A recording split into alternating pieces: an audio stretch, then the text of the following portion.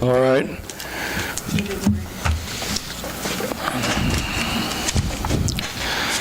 Roxanne, I'm not going to call this meeting to order because we don't have a quorum. So, Roxanne, if you would take roll for us today. And I think what we'll do is say the Pledge of Allegiance, and we'll just have an open discussion on the items that are on the agenda. And then those items we can put on our consent agenda for the next meeting. That way, the people that are in attendance today haven't wasted their time. Fair enough? So if everyone would stand for the Pledge of Allegiance.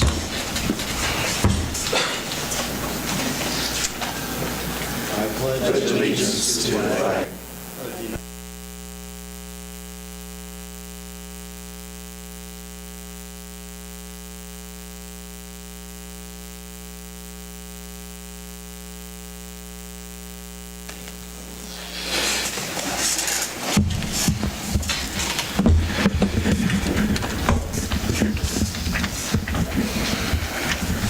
Has the council reviewed the agenda for tonight? Fair enough? Yes, I have. All right, excellent. We can't really have any motions tonight. Do we have any public comments from anybody that doesn't pertain to the agenda?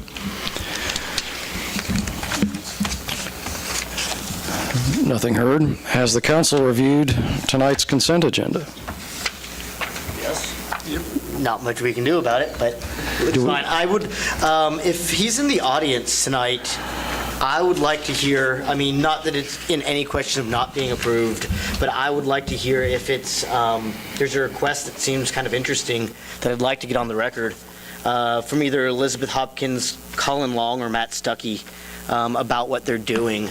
It sounds like a great program, and I kind of want to give you kudos and give you a time to talk about everything you're doing, or put you on the spot here if you don't mind.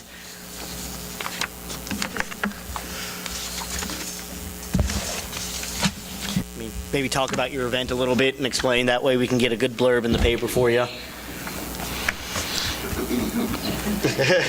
I'm Elizabeth Hopkins. I'm with the ACMAT Coalition, and as part of the coalition, we have a drug-free community grant, and with that, we also work with Resist, who is a federal grant with the state, and they selected 9 students in the state to be a part of this council, and Colin Long put in an application and had his references, and he was selected, and so as part of that, his duty is to put on an impact training.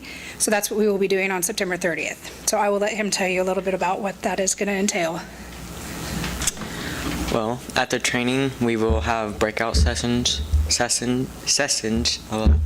and we'll be talking about doing like different activities that you can do in your school and stuff.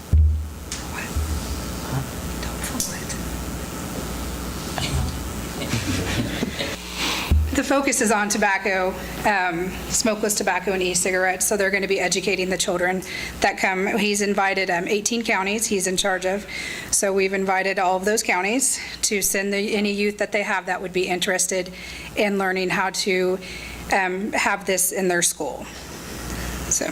Well, we thank you for your service, and congratulations, and everybody that's a part of this. That's great for our community, great for you, and great leadership experience. And so we look forward to the event. Thank you. Excellent. Thank you. Appreciate it. Sorry to put you on the spot there. Well, and I think what we can do with that being the 30th, I would go ahead and plan that we'll make sure that that can happen at the rec or at the park building, but maybe we'll just have council formally approve it on the 25th at the next meeting, but that way it has a good. I would tell you to go ahead and plan for it. Yeah. There's no way that we're not approving No, that. it'll happen. Still has to wear a Jayhawk shirt, right? Either that or Kansas State. Either one's all right. All right. Very good. Do we have any other comments or discussion on the consent agenda? All right, nothing heard. Move on to new business. The 2016 audit. Sid, what do we have here? Mr. Mayor, members of council, we have Maida Tittle from Jared Gilmore and Phillips here to kind of go over our 2016 audit. So, yeah, we're looking at the year end of 12/31/16, but still would like to present it to you even at this date. So, start on page 1. This is the independent auditor's report. So you notice it's kind of broke down into sections. First of all, we say that we've audited the financial statement, and next it talks about management's responsibility. So all you sitting here represent management. You're responsible for the preparation and the fair presentation of the financial statement and the internal controls over that preparation. And then the auditor's responsibility is just to give you an opinion on your financial statement. Next paragraph talks a little bit about what an audit is, and then we go on to say that we do believe that we've obtained enough evidence to be able to give you an opinion on your financial statements. The next couple paragraphs talk about generally accepted accounting principles. Because you do not follow those, instead you follow Kansas cash basis or a regulatory basis of accounting. So first we have to give you an adverse opinion on U.S. generally accepted accounting principles. Then we go on to give you an unmodified opinion on regulatory basis of accounting. In our opinion, the financial statement referred to above presents fairly in all material respects the aggregate cash and unencumbered cash balance of the city as of December 31st, 2016, in accordance with the Kansas Municipal Audit and Accounting Guide. Then we talk about supplementary information. So most of that is schedules over each of your funds, and that's considered supplementary information rather than the financial statement itself. But we do audit that also, and we do feel that it's fairly presented as well as the financial statement itself. Then we talk about 2015 information, because there will be columns that present your prior year information in here. So it doesn't include the whole 2015 audit, but it does have information in here. So we talk a little bit about that, and there's a website right in the middle of that paragraph at the bottom of page 2 where you could go and you could look up your audit. It's posted out there with the state municipal services as well as most of the municipalities in Kansas, and for several years you would find those out there. So it is public information. Right, page 4 and 5 is your financial statement. So it's called a summary statement of receipts, expenditures, and unencumbered cash. So you'll notice on the left-hand side, you get a list of your funds that you have. The next column, beginning unencumbered cash balances, where you started out the year. The receipts that came in during the year for each fund. The expenditures, and expenditures includes cash that went out as well as any bills that you had due at the end of the year. Accounts payable, such as some supplies maybe you bought in December but hadn't paid for yet, things like that. So then you end up with your ending unencumbered cash balance. So it's cash in the bank less those outstanding bills. So unencumbered means that should be the amount that you could spend then in that fund. So we add the encumbrances or the accounts payable back in the next column to get back to the actual cash in the bank. And then that ties out to the next page, which shows where the cash was at in your various accounts. And then starting on page 6 is the footnotes to the financial statements. And we won't go reading all of the footnotes. I will try to point out ones that maybe have specific information for this year.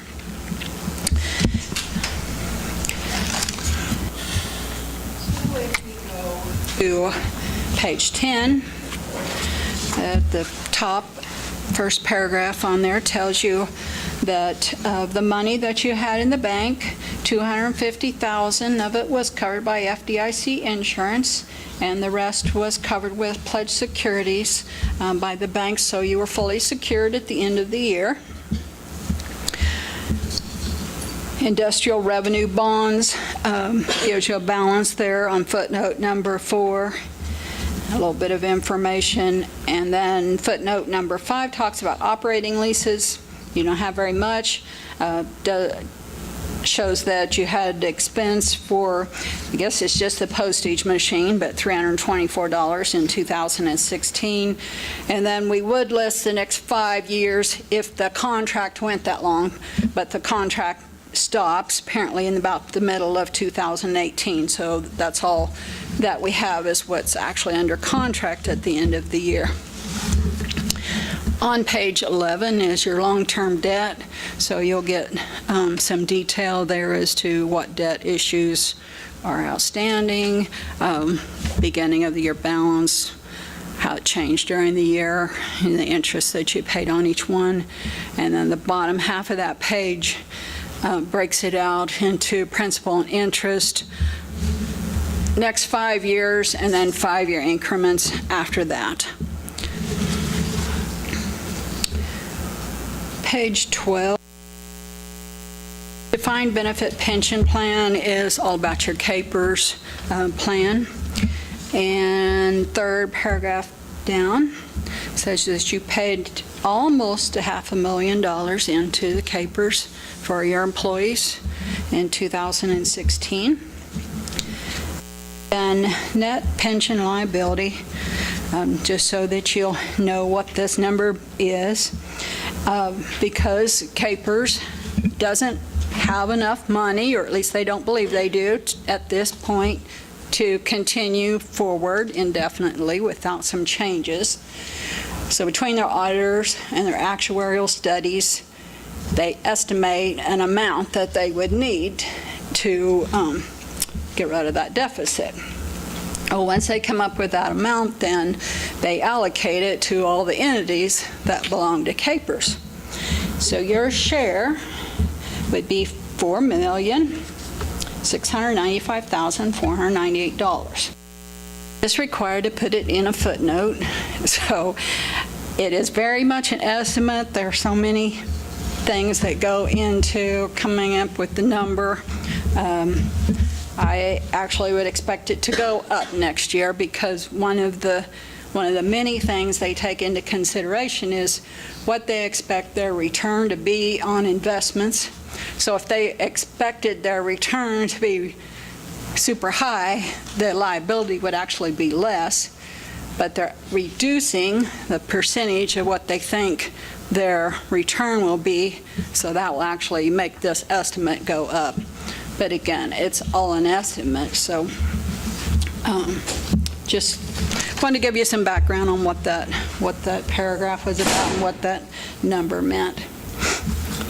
We go over to page 13, talks about vacation and sick leave, some of your policies there, and then it continues on page 14, and that at the end of the year, the estimated liability for accrued annual leave at December 31st, 2016, this is time your employees had earned but hadn't taken yet, was $271,370.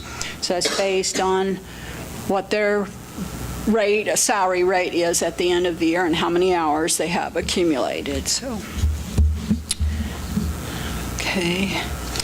Bottom of page 14, capital projects.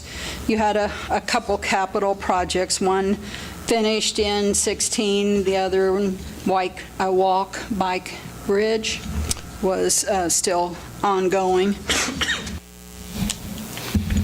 And on page 15 is a list of all the transfers that were made from one fund to another. We start as supplementary information on page 16. So this first schedule here is showing what your budget was for each of the funds that had to be budgeted, and then what your expenses or expenditures charged to that fund was. And the point is to show that you were under budget in every fund. I see one library for 43 cents. Don't get too excited about 43 cents there, but that's the only one that isn't, I guess there's 18 cents too, sorry. That's not a negative. It should be in parentheses there to show you spent less than what you had budgeted. All right, so then we start with the general fund. And as I mentioned earlier, you'll see prior year actual, so that was your 2015 numbers. The actual is your 2016.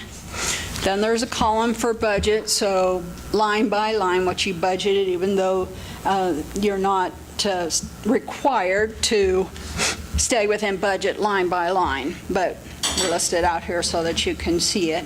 And then the variance between the actual and the budget is what the variance over and under is.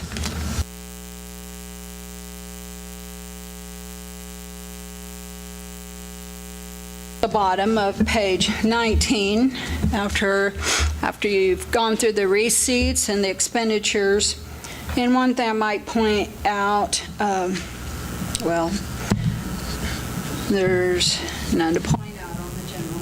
Oh, well, yes, there is one.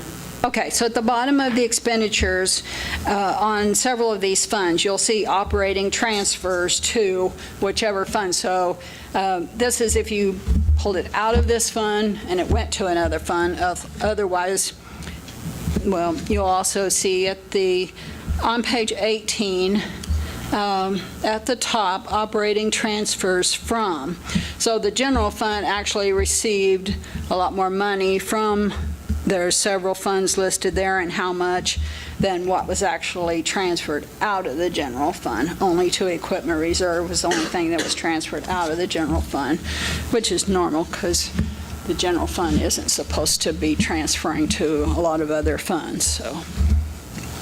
And overall, you had a positive amount of $218,321 for the general fund. So the general fund increased quite a bit in 2016. So I don't know that you want me to go through every fund. Do you want me to kind of review each one, or no? Anybody else? Thoughts, questions? I know I kind of looked at your utility funds earlier. They all looked like they were in pretty good shape. Your gas fund was probably the one that decreased the most. It was on page 32. And I know that's not you're not the only city that I saw that happening to. I think there were some problems with gas, and that the rates were dropping so much. And anyway, that's like I said, you're not the only one, but maybe you know some other reasons why that happened too. So.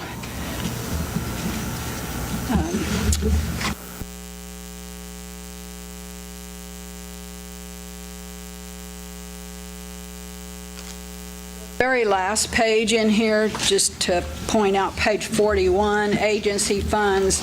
These are funds that are generally not considered to belong to the city, and you'll see a list there, so it's probably kind of self-explanatory why they're not city funds. But okay, just briefly, I'll go over the loose letters that were in the front of your booklet. There's a single page, and this would be where we would tell you about internal control, significant deficiencies or weaknesses, had we noticed any. And we're actually stating in here that we didn't find anything that we needed to report to you. However, it doesn't mean there couldn't have been any. Our purpose of the audit wasn't to find internal control weaknesses, but if we find any, then we report them. But so they could exist, but we did not notice any to report to you. And then the other batch of letters here The first couple pages. The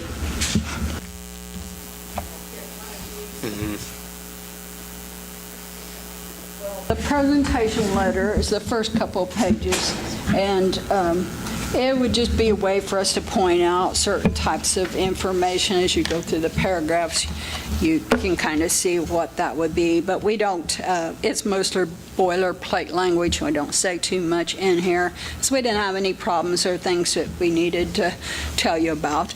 We do say that we've attached a copy of our audit adjustments, just so that you can see what those were. It's just one page. Pretty simple. And then last few pages, we call a management representation letter. We are required to have a signed copy in our files, and that's where it stays, but we are required to have that as part of our audit. So we just give you a copy so you can see what we've asked everyone to sign for us. Any questions? Anything you want to go back over? Does anybody have any questions or comments?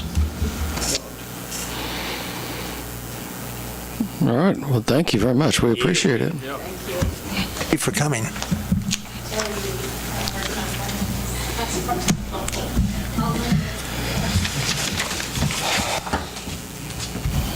Sounds very good. Appreciate your efforts, Sid. Thank you. And Roxanne. We know Roxanne's really the muscle behind that. All those people in my department. Excellent. Yes, definitely. It's cool enough in here for me. All right, we'll move on to item B, the 2017 gap waiver. Just typically each year, council approves a resolution for the gap waiver, which basically allows the audit to be done on the cash basis manner rather than using those generally accepted accounting principles and the accrual type of accounting. So this would just be for the fiscal year 2017. So, And we've done that every year. yeah, that's standard. Perfect. All right, we'll move on to item C, small tractor bid award. Basically, we had staff that went through, the park staff, and took bids for a small tractor, looking also to get like a loader attachment and a box blade attachment. We also were trying to look at whether or not to get, whether we could get a cab version for kind of our target budget of that $20,000, and so we bid it as cabbed or open, and so we had a kind of a plethora of bids. Some did not meet the specs, so there's like 3 tables in your summary, and basically we kind of focused on the cab version because the option that staff would recommend is the Kubota from Store Equipment, and it's right at with the trade-in and everything. And even buying the extended warranty, which makes it a little more, a little stronger bid. It's right at the $20,000 mark. And Mr. Berkeley Kerr is here, the Parks and Cemetery Superintendent, if you have further questions. This was budgeted for this year, wasn't it? Yeah, we kind of had planned it, but it was one of those that we didn't have the money all allocated in the general fund.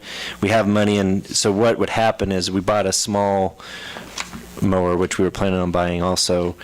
We would expend money out of capital outlay in the general fund for what was budgeted, and then the rest would come out of what they have in the parks equipment reserve.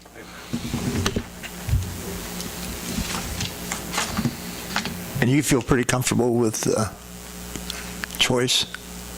Yeah, Donna would tell you that. Yeah. What's that? Yeah, I mean, looking at, like I say, the John Deere was the second bid, and it is definitely more horsepower, but this tractor is actually 2 more horsepower than the existing tractor we got. It'll do the job, and like I say, I mean, my job is to try to get the best for the money, and I'm not saying one's any better than the other, but you look at warranty-wise and price-wise, I mean, I'm more than comfortable with the Kubota. Anything else? No, that's the main thing. Okay. Does anybody have any other questions or?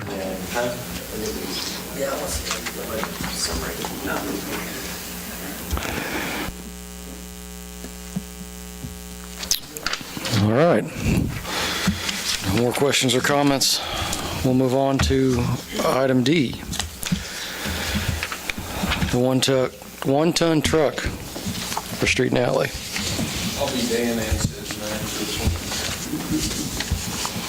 Council, before Dan left on sick leave, he bid out a replacement for a one-ton truck with a flatbed. We sent out bids to 4 vendors, Merle Kelly Ford, Twin Motors here in Iola, Rance, and Shields in Chanute. Did not receive a bid back from Shields. We did receive bids back from all the other vendors. I was surprised that it came in as low as it did, to be honest with you. It came in under what Dan and them had projected. And based on our purchasing policy, we'll recommend buying it from Twins here in town. The local procurement, gives that 7% difference there for our local vendors. So, any questions, concerns about it? What's happening with the current one? How old is what's happening? It's a with the current 2000 model. Okay. And from what I understand, it burns some oil. The hoist on it doesn't work anymore. It's pretty much just a truck to haul staff around in right now. It doesn't get used properly. I spoke with Dan today, and there's a couple different options of what we might try and do with that versus what we might get in it if we sell it. Right now, we've got a concrete trailer that we use when they do concrete work. That basically they leave all their concrete equipment on, the floats, all their hand tools, and they just hook up to that and go if they're going to do concrete work. The idea there is either we take sealed bids on this truck and get rid of it, or we might try and outfit it just to handle the concrete stuff. Now, I'm not real sure what Dan's approach is on that yet, and we need to weigh whether that truck needs to just go or it's usable for a month out of the year maintenance-wise. So. And that was going to be my next question. If it's still usable, but you're saying like this would be a very, very small time that it would be used. Correct. Basically. Just during the summer and different times when they're doing concrete work. So, Okay. Month out of the year here and there. So. Okay. It would be very limited use, so it would probably make do Because for that was going to that. be kind of my question here is like, why are we getting a new one if this one still kind of runs? But you're Correct. saying that basically this would be pretty much just sitting there for like a month. It would not be a daily driver. Okay, like that you would use it now. Correct. A new one. Okay. That's fine. And we probably, if we do trade it in, though, we're going to get not a whole lot. We If we didn't try to bid sell it. this. We didn't bid it to trade it in because we knew we wouldn't get anything for it. It's a one-ton two-wheel drive, so it doesn't have a lot of resale value for a farmer or anything around here. So most likely if we do it, we'll put sealed bids on it, do it internally, and see what we bring. If it doesn't come back with very good value, we may just try and transition it into that concrete use.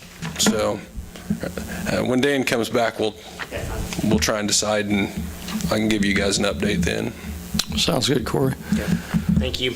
Do we have any other questions on this issue? All right, move on. Item E, the police car vehicle bid. Mr. Mayor, members of council, staff went out for bids for a new patrol vehicle, had a number of bids come back.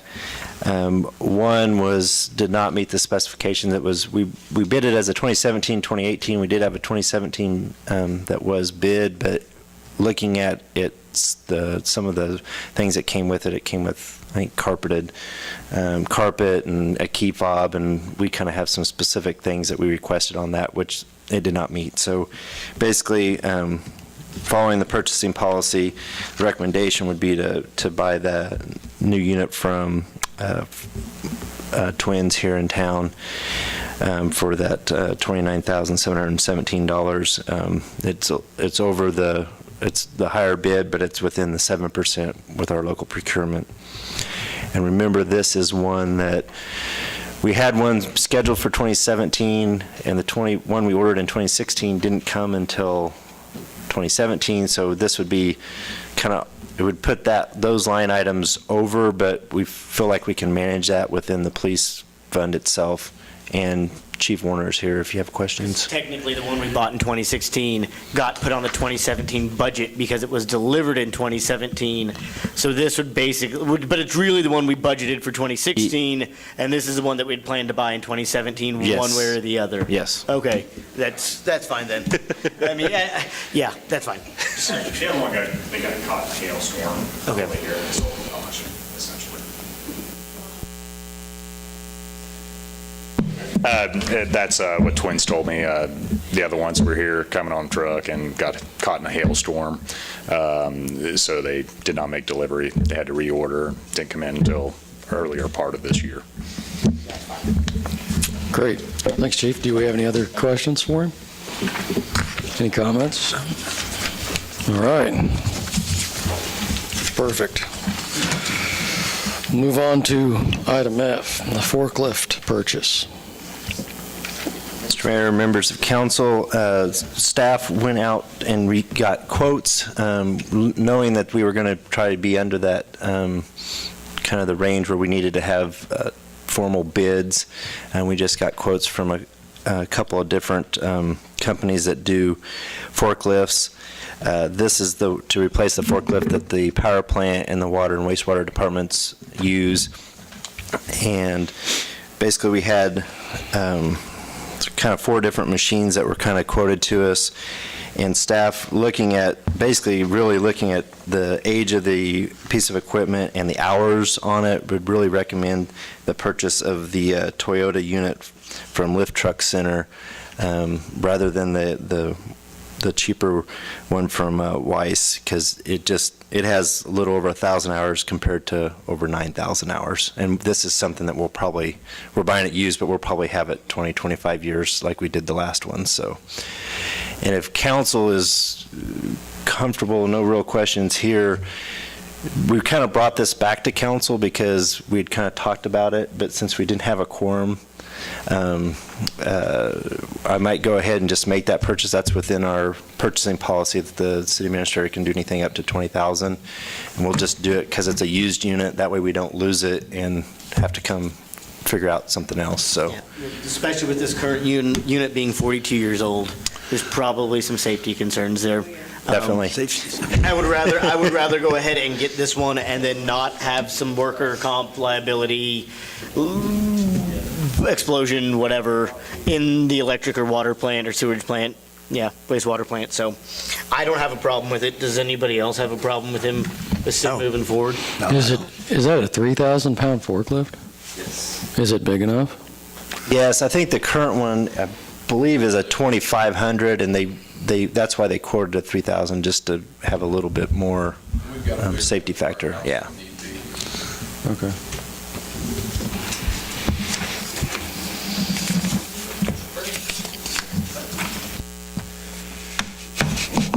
Do we have any other questions or comments?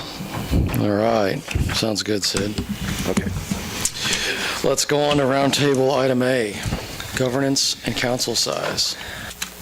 So back in May, we talked about council size, and we talked about different options of if we wanted to continue that conversation, how that conversation might look. I know there was a question about kind of some statistics of what other local governments do.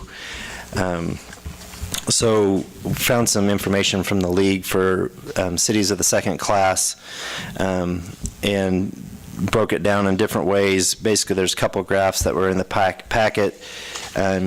You can see that the vast majority have something 7 or less members. well, not the vast majority, 67%, two-thirds of them roughly. And then also looked at, what kind of government they have, whether it's a commission, a mayor, council, commission manager, mayor, council manager, and realized that those that don't have a manager typically will have an administrator that does the day-to-day activities, but you can see that between those that are mayor council, which is our type of form of government, it's fairly evenly distributed between 9, 7, and 5-member governing bodies. If you go to like a commission manager, those are typically 5 members, and I kind of put several communities in there that kind of follow that. Chanute is one is close to us. I know that Fort Scott, Coffeyville, Parsons, and Pittsburgh all have that same 5-member commission with a manager form of government. They weren't in this study because their cities are the first class, how Kansas breaks them down. So I also kind of looked at, okay, what cities that have utilities, what does that look like too? So, and just kind of leave it up for discussion and guidance on where council would like to go. And not everybody at once. I have a question. What's the difference between a manager and an administrator? You kind of mentioned it a little bit. But. It depends. Typically, a manager will have full HR personnel capabilities of hiring and firing. Usually they still, I think, there's like the municipal judge and the city attorney that would still be done by the council formally. Administrators don't always have that, but some councils will give their administrator that ability so that they don't have to be involved with the personnel level of things. Other than that, a lot of times they're very similar. It's more of kind of a difference in name than what they're actually doing. But my understanding is it's typically kind of that personnel, what level of responsibilities they have on that.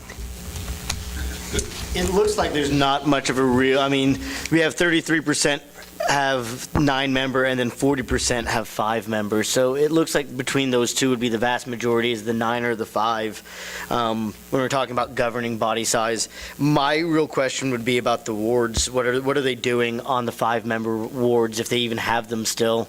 That would be like if we move forward. I kind of like the bigger council system. The lower we get, the easier it is for something like this to happen.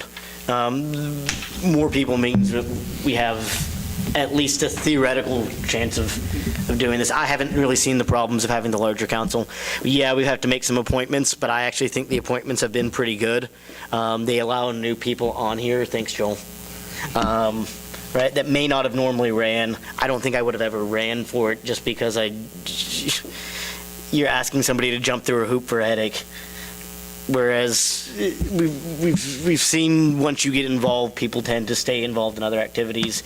I don't know how you feel about it, since you were also one of the appointments. But when we look at what have we been doing, about 4 years here, and we've made 2 appointments, and both of them have been because people have left. Maybe it's the term of our office that's too long. I mean, might be the other concern. Right? I haven't had anybody say that they wanted it to be smaller. They like the variety of opinions and personalities. There's more ideas. There is a better chance to have a quorum, like you pointed out.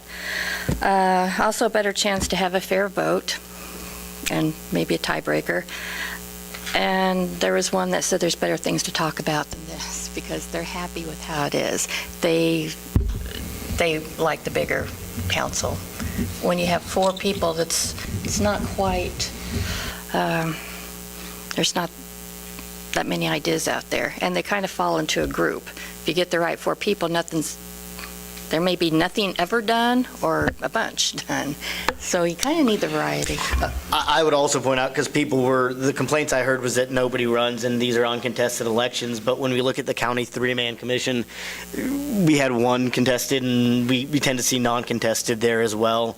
And we often see that in a lot of the city governments, regardless of their size, whether that's in gas or anywhere around here, we see a lot of non-contested elections. The college, the school boards, generally one or two of them will be contested. I don't know if it's worth the effort of trying to put this to a vote of the people and the expenditure, because they already didn't approve the 5 the ones. It seems to be working, so I try to change it. It's not perfect, but But it's I don't know. working. I don't know if 5 or 7 would be any better is my problem. We've got good discussions, and we typically have a quorum, and things are going pretty well. People that have spoken to me are like what we have now, and so I don't see any reason to change that. I think this is probably the first time that we haven't had a quorum. Second. I think this is the second time. Interesting. Interesting day for this to happen. Yeah. Well, anyway. I mean, but there are some extenuating circumstances with people getting ill last minute, and then 2 hurricanes probably pulling one of our members elsewhere. So. Well, I was just going to make sure that we brought this back around because there was a request for the data and kind of got into July, and I was gone one meeting, and then we had budget in August, so it took us to this meeting. As a today. discussion, I wouldn't mind, I mean, because we are missing a bunch of, half of us, I wouldn't mind having it on another agenda item whenever we aren't very heavy, just to get their opinions perhaps. But if it doesn't come back up, I don't really feel the need to talk about it again. That almost solidifies the 9-man. I mean, it seems Not like. changing anything, yeah. Could go either way, data-wise. I mean, the 5, the 9, I mean, you really don't have a consensus that we're not out of line.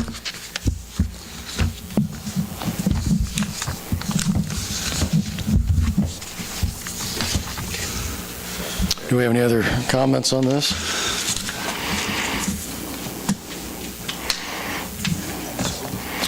Thanks for the data, Sid. John, you have anything else for us tonight? I think I'm okay. All right.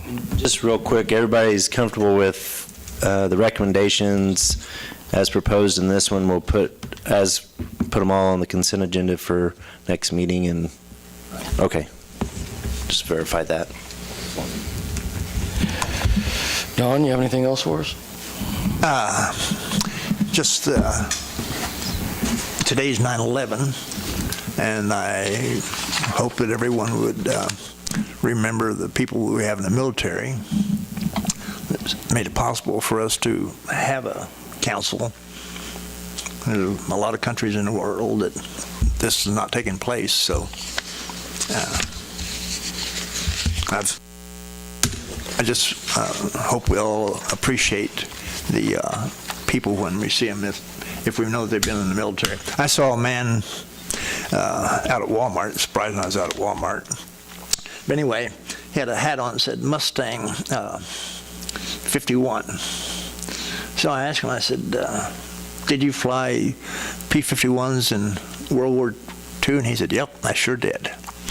So I shook his hand, and because I had a brother-in-law that flew in World War II, and then I had other brother-in-laws that flew in Vietnam. So I just think that we don't seem to have as much appreciation for our military and the veterans that like we used to. So I just wanted to bring that up. That's all I have to say. Thank you, Don. That's a good thing to think about and remember, especially today and all the time, really. Michael? I don't have anything. All right. Thank you, sir. Sandy? Sid, one more chance. Just a couple things.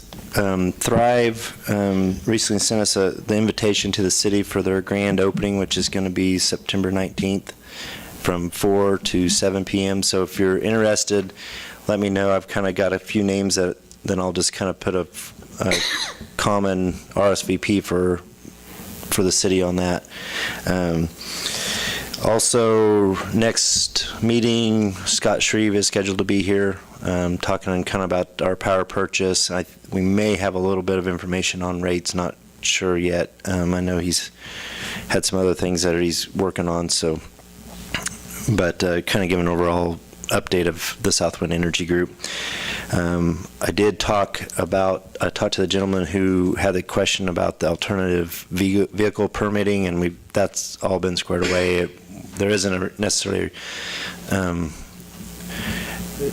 full requirement to add a parking brake if there's park on the transmission, and there's a lot of details to that. So if anybody has questions about that, I would make sure that they visit with Chief Warner is probably the best source of information on that. So, but I think we got that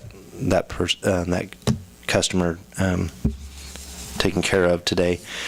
Other thing is I had a request for council to consider adding to the name of the dog park, and so I kind of wanted to bring that up. And if that's something we want to do, I can definitely put that on the agenda for next time. My understanding, Ray Shannon did a lot to help get that park going, so it'd be basically the Ray Shannon Happy Trails Dog Park. So if you want to do that, kind of let me know if you're comfortable with that. We can put that on the agenda for next time. Other than that, I think that's all I have. All right. Well, thank you, Sid. And that's all we've got for tonight. Okay.